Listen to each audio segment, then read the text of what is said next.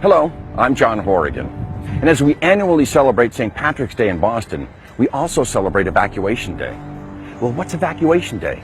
It's the day that the British left Boston during the American Revolutionary War. I know because I was there on a cold March night over 240 years ago when patriots like myself placed cannons upon a redoubt at Dorchester Heights. Below, in Boston Harbor, sat a massive fleet of British ships commanded by Admiral Howe. They had closed the port of Boston and had a stranglehold on our city with no intention of ever leaving. In late 1775, Henry Knox, a friend of General George Washington, proposed that he take cannon from the recently captured fortress Fort Ticonderoga at the foot of Lake Champlain and take them to Boston and place them on a strategic ridge in Dorchester as a show of force to intimidate the British. This massive redeployment of artillery was an operation built on assumptions and full of risk.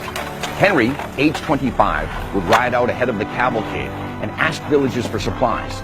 Meanwhile, his brother William, age 19, would lead the cannon procession. We were quite a spectacle, over a mile long, 40 pair of oxen, 100 men. When we would come through villages, they would drop their tools with their jaws agape.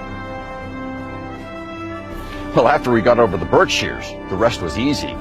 When we arrived in Westfield, as the townspeople looked at our cannon, we partook in their cider and whiskey. Then it was on to Springfield, where we changed over to the Massachusetts militia, and the New York men went home. And then when we arrived in Framingham, there was a smirking John Adams who told us that General Washington was delighted when he learned of the mission's success. On the evening of March 4th, hundreds of residents, young and old, men, women, and children, collected twigs, tree branches, and placed them atop Dorchester Heights to form an embrasure to mask the cannon.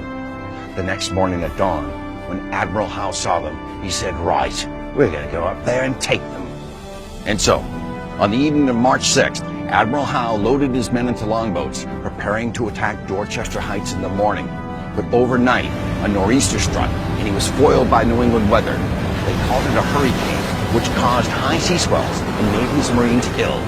Howe decided to cancel the attack. So Admiral Howe came to the conclusion that Boston is not worth the bother, full of rabble and troublemakers. We're leaving. And he sent his intentions to General George Washington, warning him that if you contest our departure in any way, we will burn your city to the ground. And with that, the British packed up and left the city of Boston.